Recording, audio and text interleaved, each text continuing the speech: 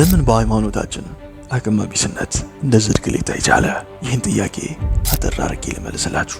ቀጥታ መናገር አይመቸኝም። በምሳሌ ላስረዳ። ሁለት የአትክልት ስፍራ አለ። በአንደኛው ትንበረከካለህ፣ በሁለተኛው ደግሞ ቀጥ ብለህ ትቆማለህ።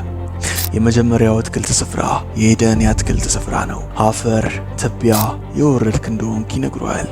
እናም ከዛ ስፍራ አንገትህን ደፍተህ ዝቅ ማለትን ተማርክ። ትህትና ይሉታል፣ ግን ራስን ዝቅ አድርጎ ማዋረድ ነው።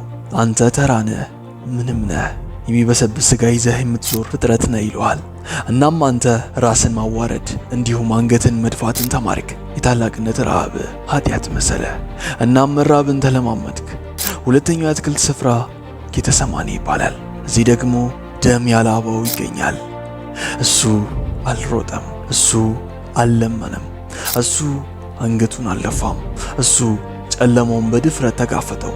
ዓለም አላንበረከከችውም፣ ዓለም ተንበረከከችለት እንጂ።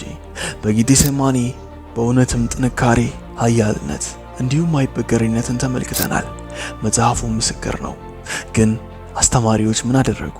የኤደንን ርግማን ዶክትሪን አደረጉት። እንዲሁም የጌቴሰማኒን ጥንካሬን ከአንተ ደበቁት።